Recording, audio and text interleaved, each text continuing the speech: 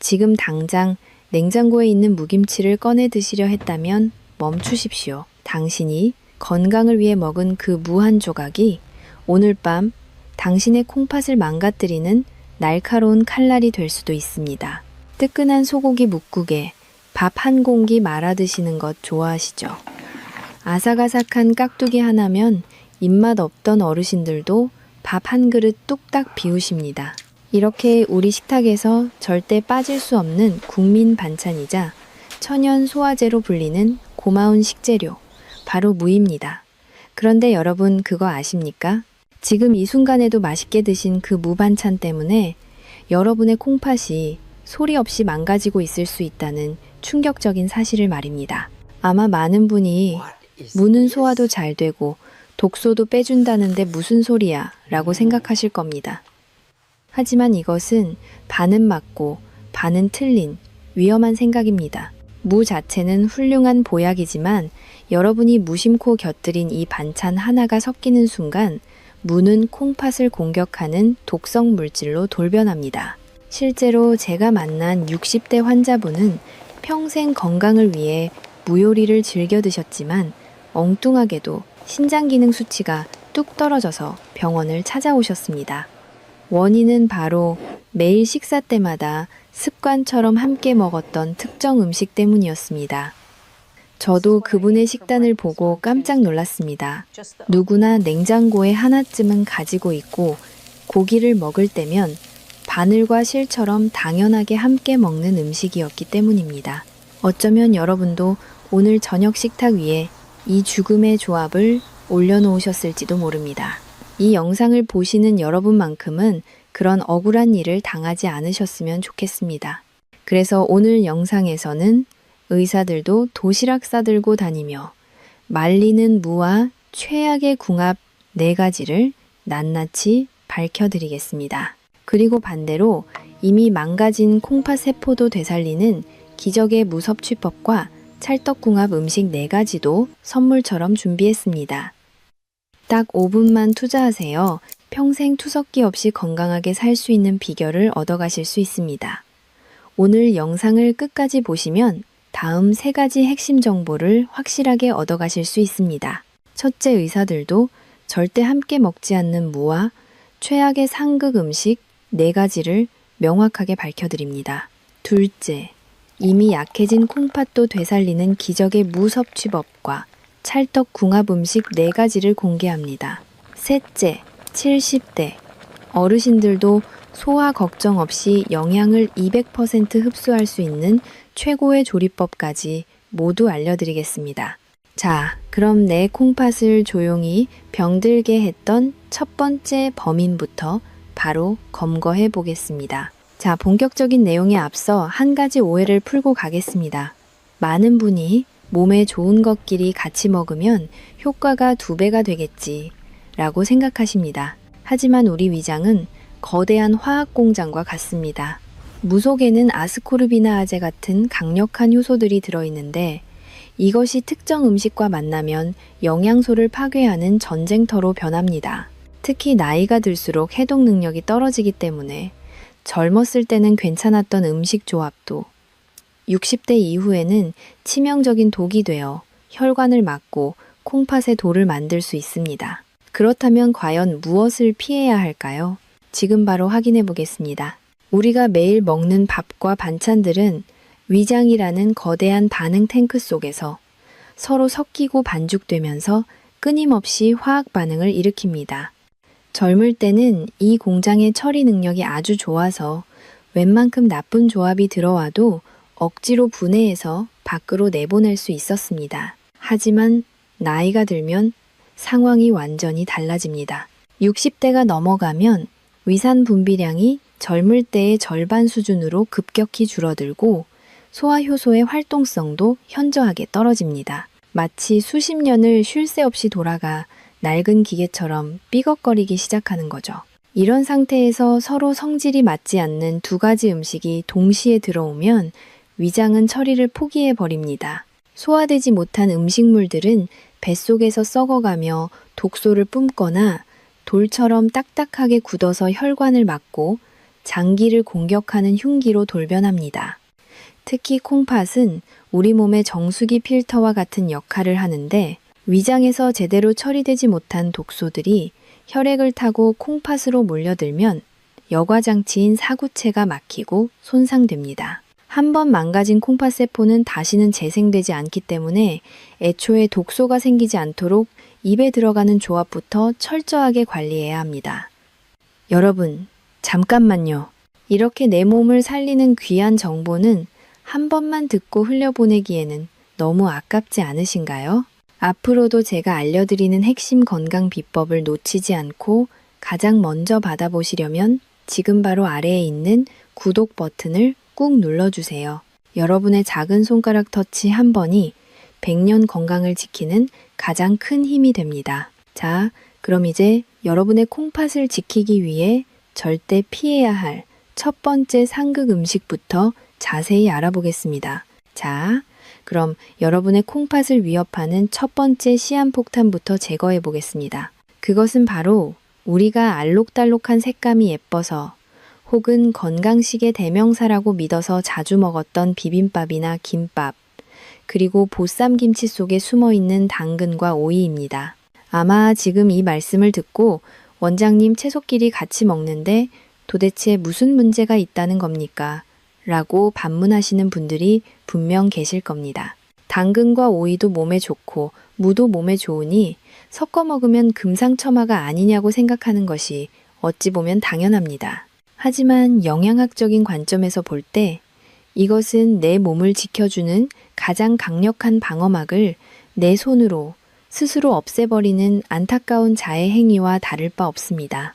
그 이유를 아주 명확하게 설명해 드리겠습니다. 겨울무는 산삼과도 바꾸지 않는다는 말이 있을 정도로 비타민C와 각종 미네랄이 풍부합니다.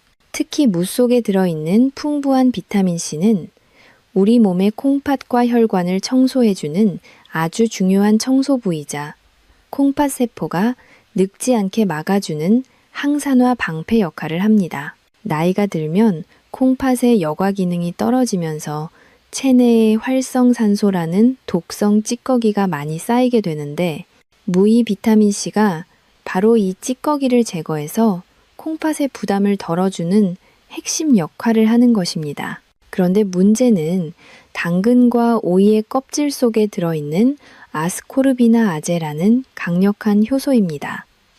이 효소의 이름은 다소 어렵지만 하는 일은 아주 단순하고 무섭습니다. 이름 그대로 비타민C를 분해해서 없애버리는 킬러 효소입니다. 우리가 무생채를 할 때 당근을 채 썰어 넣거나 비빔밥을 비빌 때 무나물과 당근이 서로 섞이는 그 순간 당근 속에 숨어있던 아스코르비나 아제가 깨어나 무 속에 있는 비타민C를 무자비하게 파괴하기 시작합니다. 연구 결과에 따르면 무와 당근을 섞어서 갈아 놓았을 때 단 몇 분 만에 비타민C의 80% 이상이 파괴되었다고 합니다.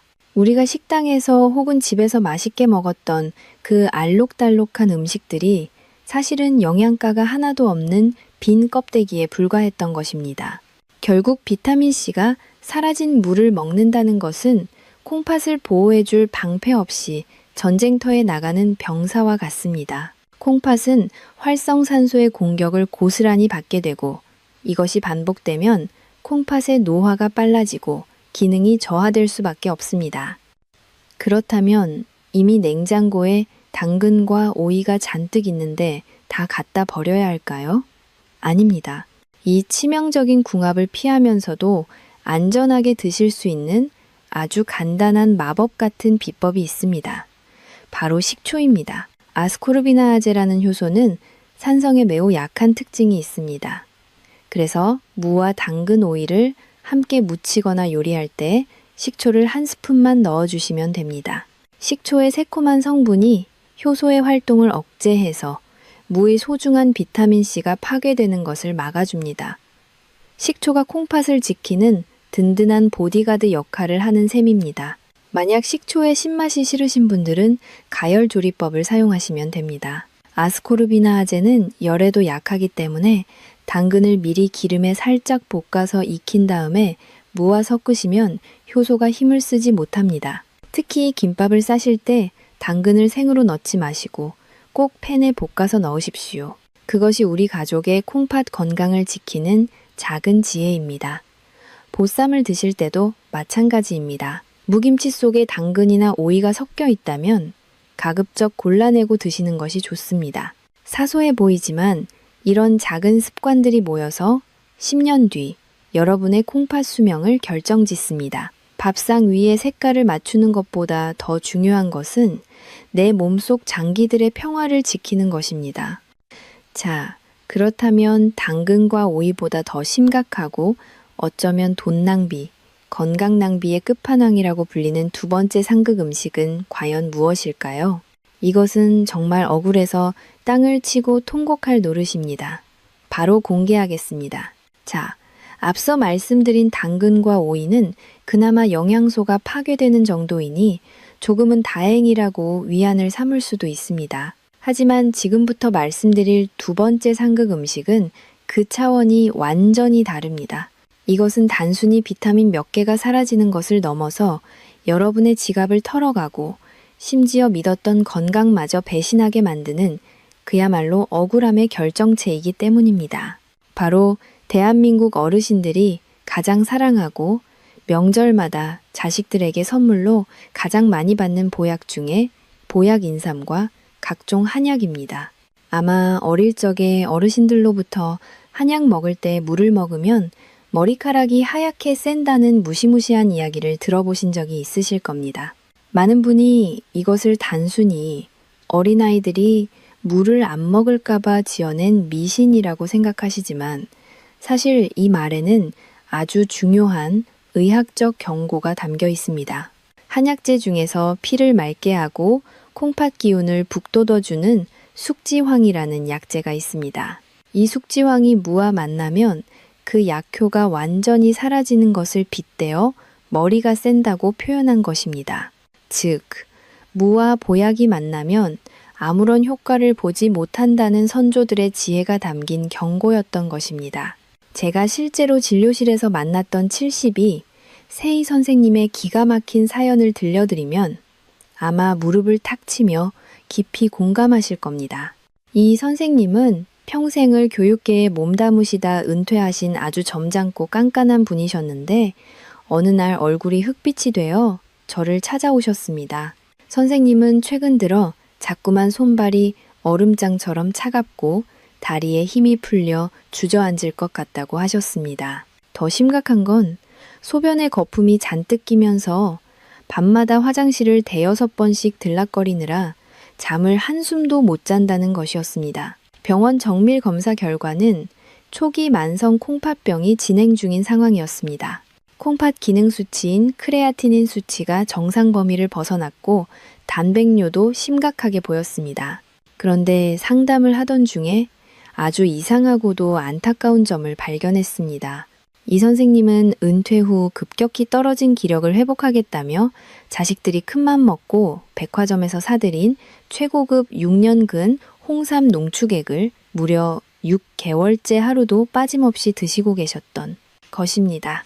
홍삼은 면역력을 높이고 혈액순환을 돕는 최고의 건강식품인데 왜 선생님의 몸은 오히려 더 차가워지고 콩팥은 망가지고 있었던 것일까요? 도무지 이해가 가지 않는 상황에서 저는 선생님의 식단 일기를 탐정처럼 꼼꼼히 살펴보았습니다. 그리고 마침내 범인을 찾아냈습니다. 범인은 바로 선생님이 식사 때마다 습관적으로 드셨던 아삭한 깍두기와 시원한 동치미였습니다. 선생님은 아침 공복에 쌉싸름한 홍삼 농축액을 한 숟가락 드신 직후에 쓴맛을 없애기 위해 입가심으로 시원하고 아삭한 깍두기를 서너 개씩 집어 드시는 습관이 있었습니다. 그리고 저녁에는 고구마나 떡을 드시면서 소화가 잘 되라고 동치미 국물을 한 사발씩 들이키셨습니다. 바로 이 습관이 수백만 원 어치의 비싼 홍삼을 맹물로 만들고 오히려 콩팥을 병들게 한 주범이었습니다. 한의학적으로 볼 때 인삼과 홍삼은 대표적인 보기약재입니다.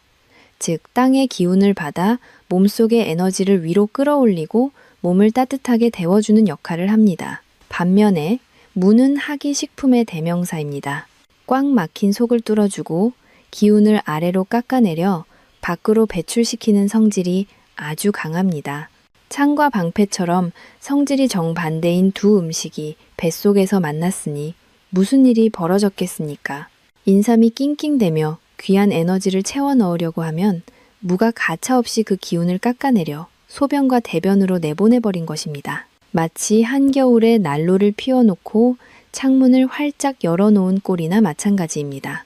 또한 영양학적으로도 무의 섬유질은 위장 통과 속도가 매우 빠릅니다.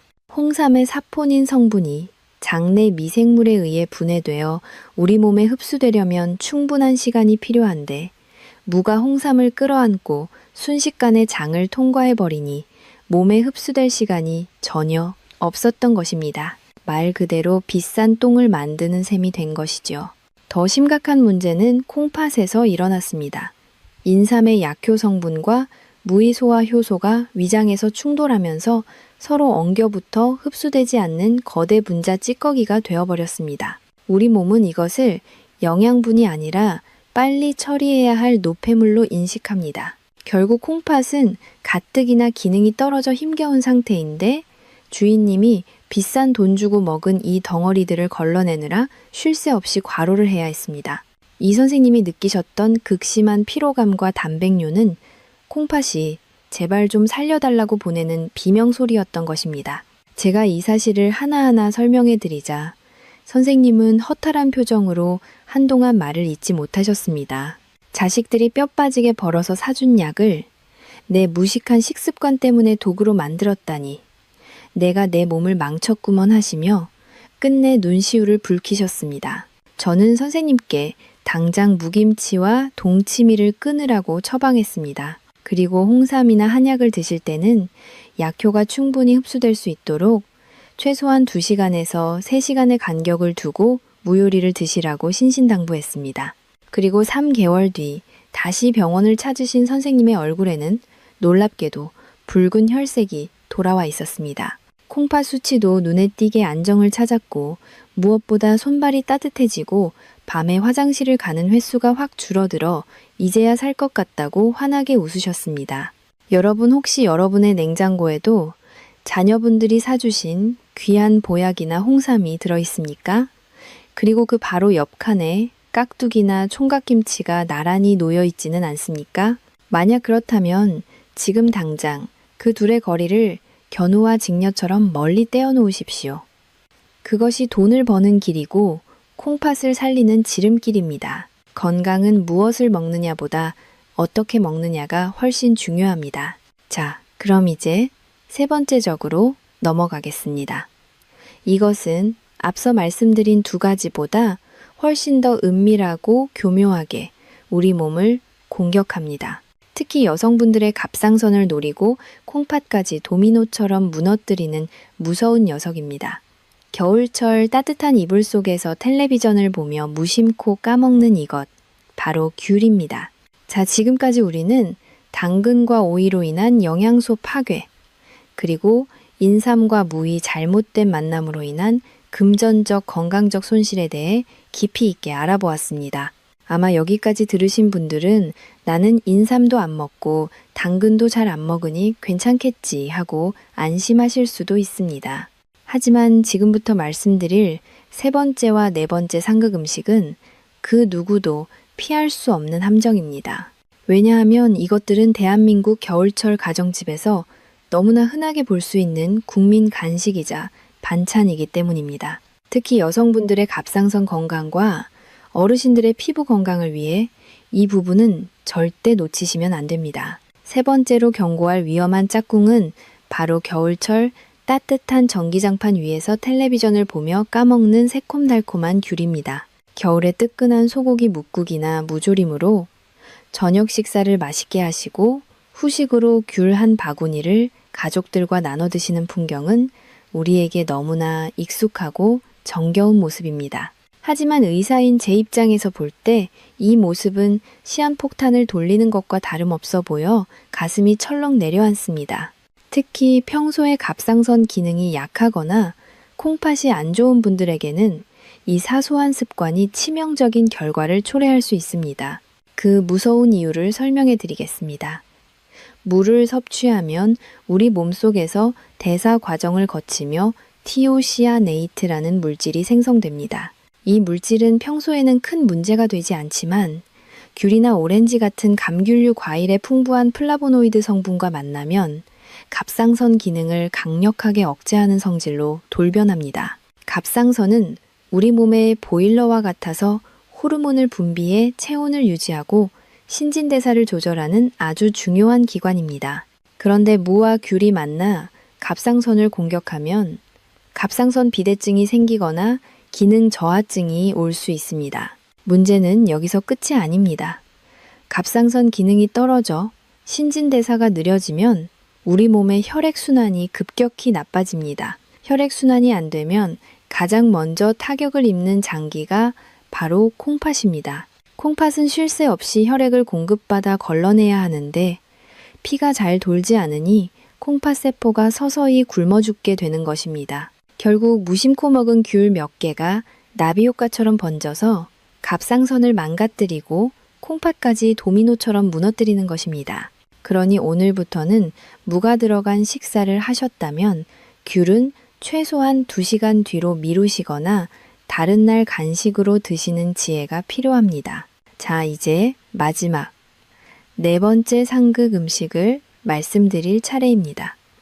이것은 특히 소화기가 약하고 피부가 예민한 어르신들이 꼭 주의하셔야 합니다. 바로 잡채나 볶음 요리에 자주 들어가는 목이버섯입니다. 쫄깃한 식감 때문에 목이버섯 좋아하시는 분들 많으시죠? 잡채를 할 때 무나물과 목이버섯을 같이 넣고 버무려 드시는 경우가 종종 있습니다. 하지만 한의학적으로 볼 때 무와 목이버섯은 둘 다 성질이 서늘하고 차가운 식품에 속합니다.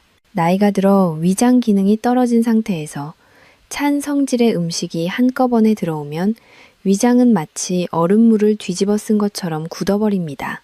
더구나 목이버섯에는 특유의 효소가 들어있는데 이것이 무의 생화학 성분과 만나면 예민한 분들에게는 알레르기 반응을 유발할 수 있습니다. 실제로 제가 치료했던 68세 여성 환자분은 원인을 알 수 없는 피부 가려움증과 심한 속 더부룩함 때문에 고생하셨습니다. 피부과 약을 먹어도 낫지 않던 이 증상은 식단을 조절하면서 씻은 듯이 사라졌습니다. 그분의 식단에는 항상 무채, 무침과 목이버섯 볶음이 함께 있었습니다. 두 가지가 뱃속에서 만나 가스를 유발하고 그 독소가 피부로 표출되었던 것입니다. 특히 콩팥이 안 좋은 분들은 피부 가려움증인 소양증을 앓는 경우가 많은데 이런 분들이 무와 목이버섯을 함께 드시면 불난집에 기름을 붓는 격이 됩니다.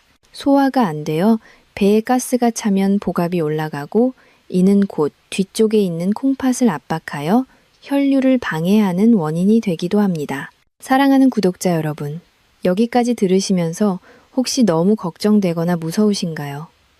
내가 그동안 너무 잘못 먹고 살았구나 하며 자책하고 계시지는 않나요?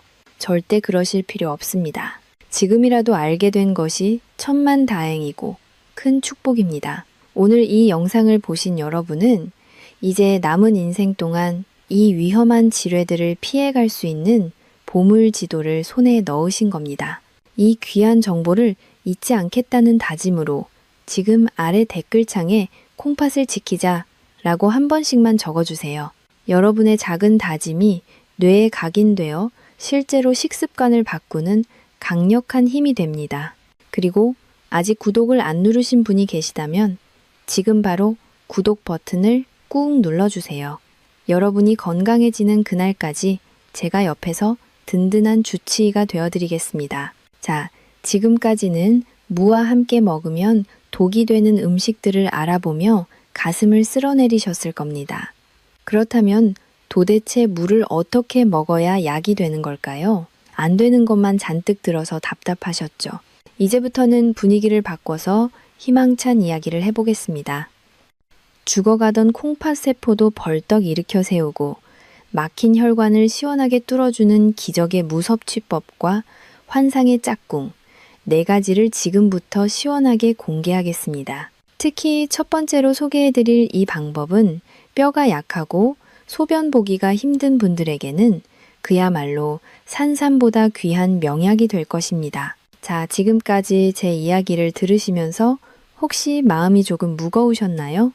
내가 그동안 즐겨 먹었던 음식들이 내 몸을 공격하고 있었다니 참으로 허탈하고 걱정되셨을 겁니다. 하지만 이제부터는 그런 걱정을 모두 내려놓으시고 희망을 가지셔도 좋습니다. 지금부터 제가 들려드릴 이야기는 여러분의 망가진 식습관을 바로잡고 죽어가는 콩팥 세포를 기적처럼 되살려낼 반전의 드라마이기 때문입니다.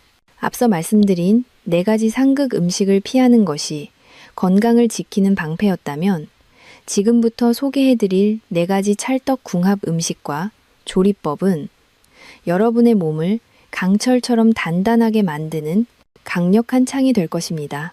그 대망의 첫 번째 주인공은 바로 1,000원 한 장이면 시장에서 얼마든지 구할 수 있는 서민의 보약, 바로 무말랭이입니다. 아마 A 원장님 겨우 무말랭이요. 그거 그냥 밑반찬으로 먹는 거 아닙니까? 라고 실망하실 수도 있습니다. 하지만 의사인 제가 단언컨대 60대 이후의 어르신들에게는 비싼 산삼이나 녹용보다 이 흔한 무말랭이가 100배, 1000배 더 귀한 명약입니다. 왜냐하면 무가 햇볕을 받아 말라가는 과정에서 우리 몸이 상상할 수 없는 놀라운 생화학적 기적이 일어나기 때문입니다. 우리는 흔히 싱싱한 채소가 가장 좋다고 생각하지만 무는 예외입니다. 무는 수분이 90% 이상인 채소인데 이것을 햇볕에 바짝 말리면 수분은 날아가고 그 자리에 영양소가 고농축으로 응축됩니다. 연구 결과에 따르면 무를 말렸을 때 뼈 건강의 핵심인 칼슘 함량은 생무보다 무려 22배 이상 폭발적으로 증가합니다. 철분은 48배, 식이섬유는 15배나 늘어납니다. 우리가 뼈 건강을 위해 억지로 마시는 우유보다 칼슘이 더 풍부하고 멸치보다 흡수율이 좋은 것이 바로 이 무말랭이입니다. 즉, 무말랭이를 먹는다는 것은 콩팥과 뼈를 동시에 살리는 일석이조의 효과를 누리는 것입니다. 제가 만났던 68 세최 여사님의 이야기는 이 무말랭이의 기적을 증명하는 가장 확실한 증거입니다. 최 여사님은 저를 찾아오셨을 때 지팡이 없이는 한 걸음도 떼기 힘들어 하셨습니다. 젊어서부터 고된 일을 많이 하신 탓도 있지만 더 큰 원인은 만성 콩팥병으로 인해 뼈가 급속도로 약해졌기 때문입니다. 한의학에서는 신주골이라고 하여 콩팥이 뼈를 주관한다고 봅니다. 콩팥 기능이 떨어지면 소변으로 칼슘이 줄줄 새어나가 뼈가 스펀지처럼 구멍이 뚫리고 약해지는 것입니다. 최 여사님은 골다공증 수치가 너무 심각해서 의사들조차 수술을 꺼릴 정도였고 밤마다 허리가 끊어질 듯한 통증 때문에 진통제를 달고 사셨습니다. 하지만 진통제는 콩팥을 더 망가뜨리는 독이었기에 악순환의 연속이었습니다. 저는 최 여사님께 진통제를 줄이는 대신 매일 이 차를 물처럼 드시라고 처방했습니다. 바로 무말랭이 차였습니다. 처음에는 반신반의 하셨습니다. 겨우 무말린 물을 먹고 내 뼈가 좋아지겠어 라고 의심하셨지만 지푸라기라도 잡는 심정으로 매일 따뜻한 무말랭이 차를 보온병에 담아 다니며 수시로 드셨습니다. 그리고 딱 1년 뒤 기적 같은 일이 벌어졌습니다. 정기검진을 받으러 오신 최 여사님이 지팡이를 접어서 가방에 넣고 제 진료실로 성큼성큼 걸어 들어오신 것입니다. 골밀도 검사 결과 구멍이 숭숭 뚫려 있던 뼈 사이사이가 눈에 띄게 채워져 있었고 무엇보다 콩팥 여과율 수치가 아주 안정적으로 유지되고 있었습니다. 할머니는 제 손을 잡고 눈물을 글썽이며 말씀하셨습니다. 원장님, 이제는 허리가 하나도 안 아파요. 밤에 잠도 잘 자고 시장도 혼자 다녀올 수 있게 되었어요. 라고요. 1,000원짜리 무말랭이가 수백만 원짜리 치료보다 더 위대한 결과를 만들어낸 것입니다. 자, 그렇다면 이 기적의 무말랭이 차를 도대체 어떻게 만들어야 약효를 제대로 볼 수 있을까요?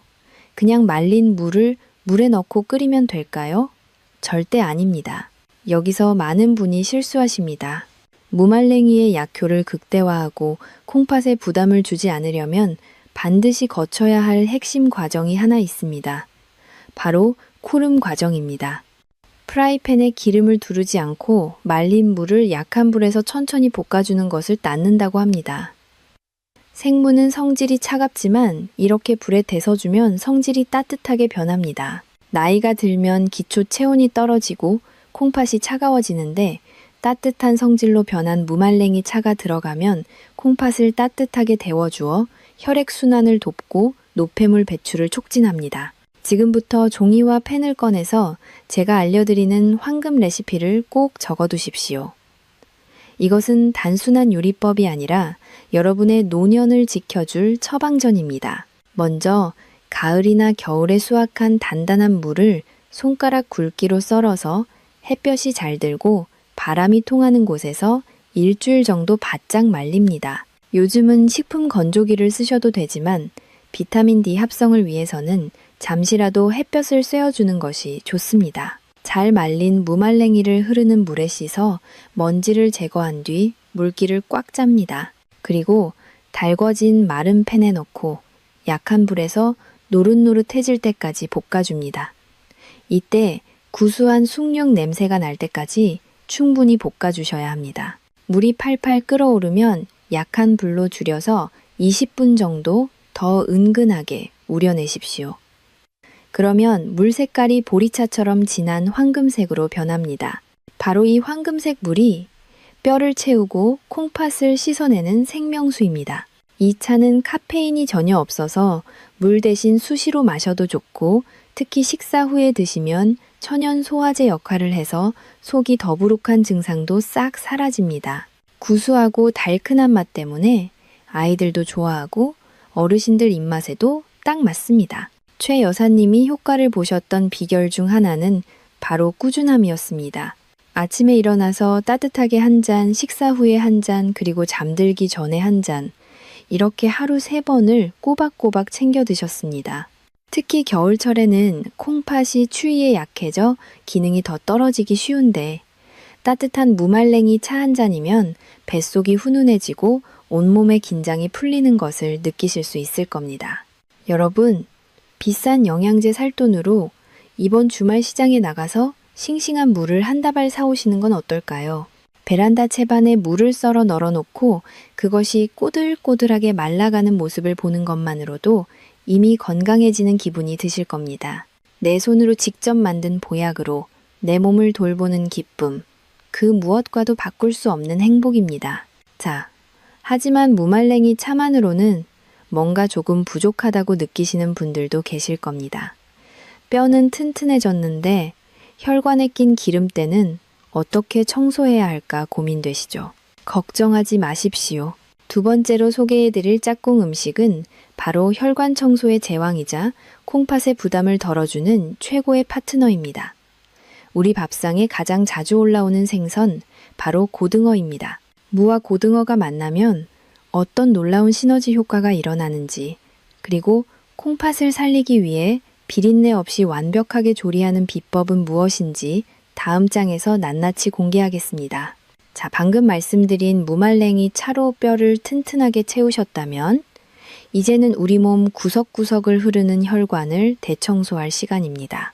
콩팥이 제 기능을 하려면 무엇보다 피가 맑아야 하고 그 피가 콩팥으로 막힘없이 흘러 들어가야 합니다. 만약 혈관에 기름때가 끼어 끈적끈적해지면 콩팥은 그 더러운 피를 걸러내느라 과부하가 걸리고 결국 망가질 수밖에 없습니다. 그래서 제가 두 번째로 강력하게 추천하는 짝꿍 음식은 바로 바다의 볼이라고 불리는 고등어입니다.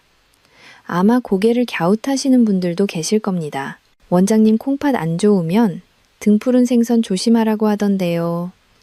라고 걱정하시는 마음 충분히 이해합니다. 하지만 조리법과 짝꿍만 잘 만나면 고등어는 오히려 콩팥을 살리는 최고의 보약이 됩니다. 그 비밀의 열쇠가 바로 무에 있습니다. 게다가 무에는 단백질 분해 효소와 지방 분해 효소가 가득 들어 있어서 기름진 고등어의 소화를 돕습니다. 어르신들 중에 고등어만 드시면 속이 더부룩하고 신물이 올라온다는 분들이 계신데 무와 함께 드시면 그런 증상이 거짓말처럼 사라집니다. 무가 생선의 기름기를 분해해서 담백하게 만들고 소화 흡수율을 높여주기 때문입니다. 그래서 제가 추천하는 최고의 조리법은 바로 고등 어묵조림입니다.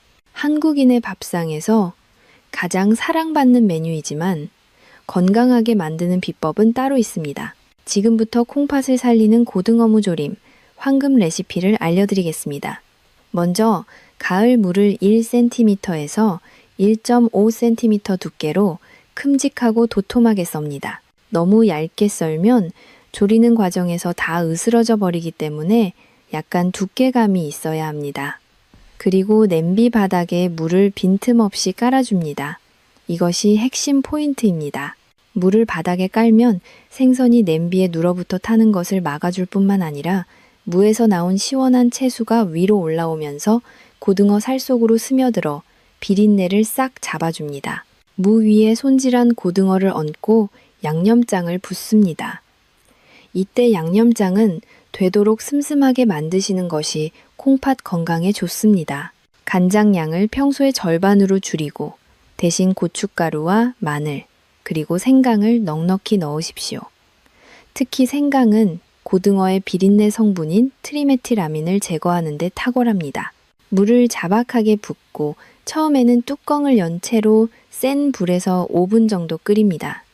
여기서 뚜껑을 여는 것이 아주 중요합니다. 비린내 성분은 휘발성이라서 끓기 시작할 때 뚜껑을 열어두어야 공기 중으로 날아갑니다. 처음부터 뚜껑을 닫으면 비린내가 냄비 안에 갇혀서 음식 맛을 망치게 됩니다. 비린내가 어느 정도 날아가면 그때 뚜껑을 닫고 중불이나 약불에서 20분 이상 푹 졸여줍니다. 이때 무의 기적 같은 변화가 일어납니다. 무 속에 들어있는 매운맛 성분인 이소티오시아네이트는 열을 받으면 단맛을 내는 성분으로 변합니다. 푹 익은 무는 마치 배처럼 달콤하고 젤리처럼 부드러워져서 씹을 필요도 없이 목구멍으로 넘어갑니다. 이렇게 조리된 무는 고등어의 좋은 지방인 오메가3를 가득 머금고 있어서 영양 덩어리 그 자체입니다. 어르신들이 식사하실 때 먼저 푹 익은 무 한 조각을 드시고 그 다음에 고등어 살을 발라 드셔보세요. 무의 소화 효소가 위장을 미리 준비시켜 주어 생선 단백질이 들어왔을 때 즉각적으로 분해하고 흡수할 수 있게 도와줍니다. 이것이야말로 맛과 영양 그리고 소화까지 잡은 일석삼조의 건강 밥상입니다. 특히 입맛 없는 겨울철에 갓 지은 따뜻한 현미밥 위에 양념이 푹 뺀 말캉한 무조림 한 조각을 올려 드시면 없던 입맛도 되살아나고 콩팥도 춤을 추게 될 것입니다. 그런데 여기서 한 가지 주의하실 점이 있습니다. 아무리 좋은 고등어 조림이라도 국물까지 밥에 비벼 드시는 것은 피하셔야 합니다. 조림 국물에는 염분이 농축되어 있기 때문에 콩팥에 부담을 줄 수 있습니다. 건더기 위주로 드시는 것이 현명한 식사법입니다. 자, 이제 뼈와 혈관까지 튼튼하게 만들었습니다. 하지만 아직 하나가 남았습니다. 겨울철만 되면 콜록콜록 기침이 끊이지 않고 감기를 달고 사시는 분들을 위한 특급 처방이 필요합니다. 콩팥이 약하면 면역력이 떨어져 폐 건강까지 위협받기 쉽기 때문입니다.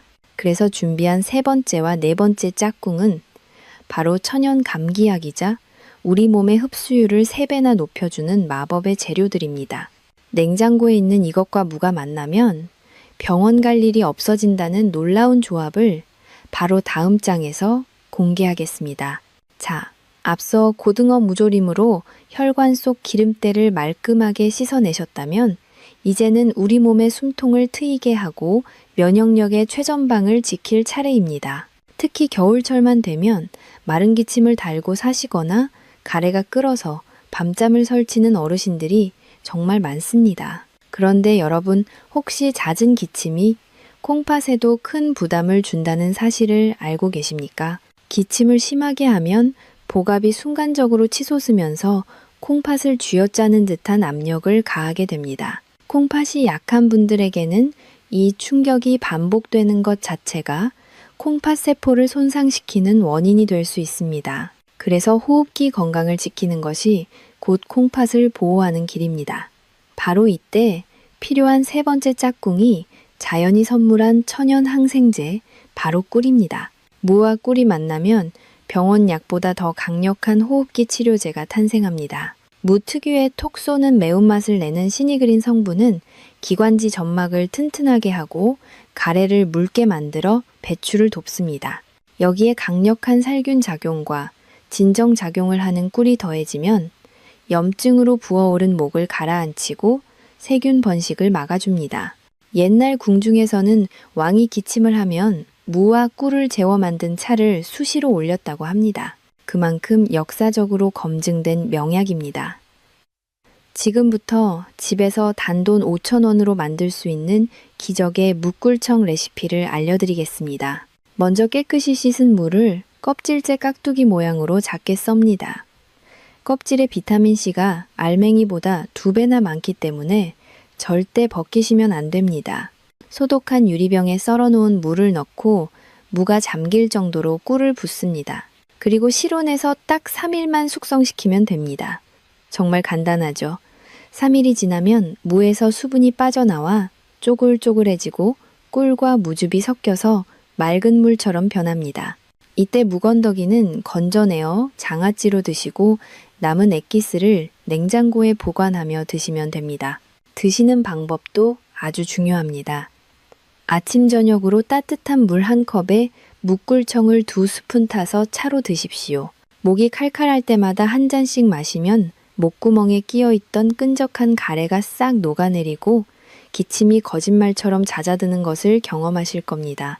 특히 당뇨가 있어서 꿀이 걱정되시는 분들은 꿀의 양을 조금 줄이시고 대신 배를 갈아 넣으셔도 좋습니다. 배에 루테올린 성분이 더해지면 기관지 확장 효과까지 얻을 수 있어 일석이조입니다. 자, 이제 대망의 마지막 4번째 짝꿍을 소개할 차례입니다. 이것은 무가 가진 영양소를 우리 몸에 100% 아니 200% 흡수시키기 위해 반드시 필요한 열쇠와 같은 존재입니다. 바로 한국인의 밥상에서 빠질 수 없는 고소함의 대명사 들기름입니다.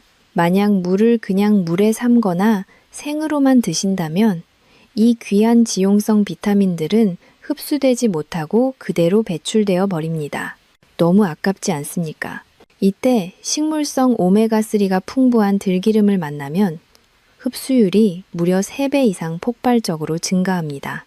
게다가 들기름은 헬리코박터균을 억제하고 위장 점막을 보호하는 효과까지 있어서 소화력이 약한 어르신들에게는 최고의 기름입니다. 그렇다면 무와 들기름으로 만들 수 있는 최고의 보양식은 무엇일까요? 바로 입안에서 사르르 녹는 무나물 볶음입니다. 무나물은 너무 흔한 반찬이라 소홀히 여기기 쉽지만 제대로 만들면 소고기보다 귀한 반찬이 됩니다. 제가 알려드리는 무나물 비법은 물 없이 오직 무의 수분으로만 볶아내는 것입니다. 먼저 무를 결대로 채 썹니다. 결대로 썰어야 볶을 때 부서지지 않습니다. 달궈진 팬에 들기름을 넉넉히 두르고 채 썬 무를 넣습니다. 그리고 다진 마늘을 조금 넣고 소금으로만 간을 합니다. 여기서 가장 중요한 포인트는 약한 불에서 뚜껑을 덮고 익히는 것입니다.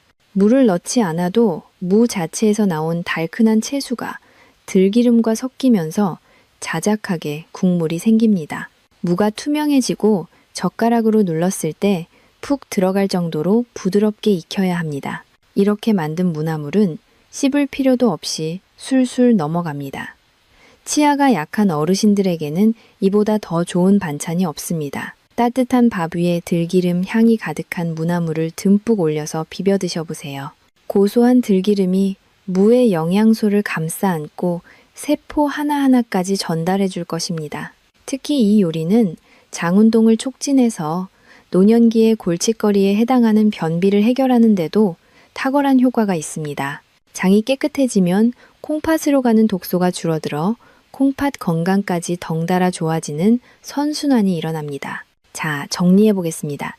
기침을 멈추게 하고 폐를 촉촉하게 적셔주는 무꿀청, 그리고 지용성 비타민의 흡수를 돕고 위장을 편안하게 하는 들기름 무나물 볶음. 이 두 가지는 큰돈 들이지 않고도 집에서 누구나 쉽게 실천할 수 있는 최고의 건강법입니다. 냉장고에 있는 흔한 재료들이지만 어떻게 쓰느냐에 따라 독이 되기도 하고 명약이 되기도 합니다. 오늘 제가 알려드린 레시피대로 이번 주말 식탁을 차려보시는 건 어떨까요? 가족들이 둘러앉아 따뜻한 묵꿀차를 마시고 고소한 무나물에 밥을 비벼 먹는 모습. 상상만 해도 건강해지는 기분이 들지 않으십니까? 이제 우리의 긴 여정이 거의 끝나갑니다. 오늘 영상에서 쏟아진 수많은 정보 때문에 머리가 조금 복잡하실 수도 있을 겁니다. 그래서 다음 마지막 장에서는 오늘 배운 내용 중 이것만은 꼭 기억해야 한다 하는 핵심 포인트를 아주 알기 쉽게 콕 집어 정리해드리고 여러분의 가슴을 울릴 마지막 당부의 말씀으로 마무리하겠습니다. 건강한 노후를 위한 마지막 퍼즐 조각을 맞추러 함께 가보시죠. 자, 이제 긴 여정의 마침표를 찍을 시간입니다. 오늘 우리는 식탁 위에 흔한 무 하나가 잘못 먹으면 내 몸을 찌르는 칼이 될 수도 있고 잘 먹으면 죽어가는 세포를 살리는 명약이 될 수도 있다는 놀라운 사실을 함께 확인했습니다. 아마 오늘 들으신 내용이 너무 많아서 머릿속이 복잡하실 수도 있습니다.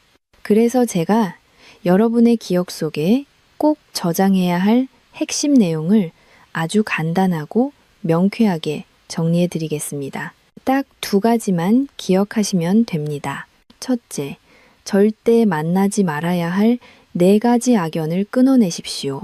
내 몸의 방어막인 비타민C를 파괴하는 당근과 오이 비싼 돈을 주고 산 보약의 효과를 씻어내버리는 인삼과 한약, 갑상선 기능을 위협하여 콩팥까지 힘들게 하는 귤, 그리고 소화, 불량과 피부, 가려움증을 일으키는 목이버섯은 무와 최소한 2시간 이상 떨어뜨려 놓으셔야 합니다.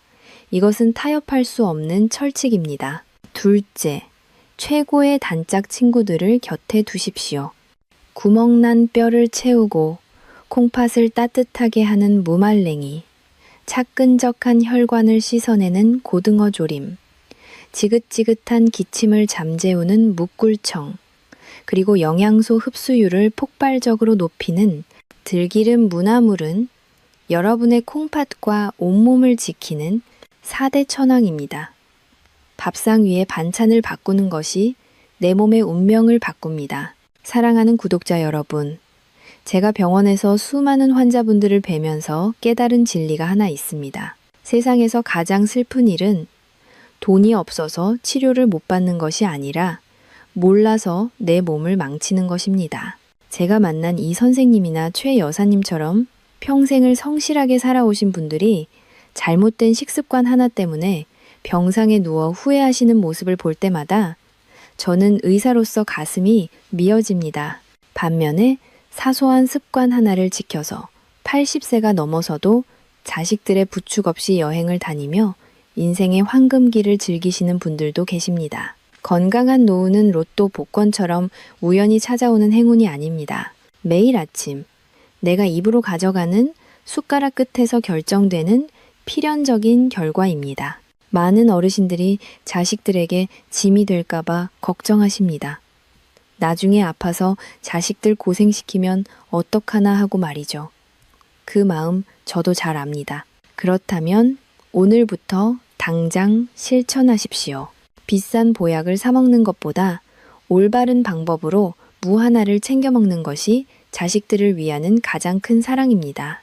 여러분이 건강하게 두 발로 걷고 웃으며 식사하는 모습이야말로 자식들에게 줄 수 있는 최고의 유산이자 선물이기 때문입니다.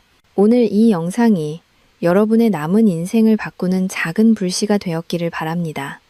혼자만 알고 건강해지기에는 너무나 귀하고 중요한 정보입니다. 지금 바로 공유 버튼을 눌러서 사랑하는 가족들과 친구들, 그리고 경로당의 이웃들에게 이 영상을 선물해 주세요. 특히 매일 무생채에 밥을 비벼 드시는 친구분이 계시다면 꼭 알려주셔서 그분의 콩팥 건강도 지켜주시길 부탁드립니다. 좋은 것을 나누면 기쁨이 배가 되고 건강을 나누면 수명이 배가 된다고 합니다. 저는 앞으로도 여러분이 100세까지 팔팔하게 삶을 즐기실 수 있도록 더 정확하고 실천하기 쉬운 건강 정보로 찾아오겠습니다. 오늘 내용이 도움이 되셨다면 구독과 좋아요 버튼을 꾹 눌러주세요.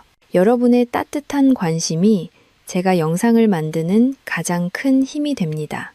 혹시 오늘 내용 중에 궁금한 점이 있거나 여러분만의 무요리 비법이 있다면 댓글로 남겨주세요. 제가 틈나는 대로 읽어보고 소통하겠습니다. 날씨가 춥거나 더울 때나 비가 오나 눈이 오나 여러분의 식탁에는 항상 건강한 음식과 행복한 웃음이 가득하기를 기원합니다.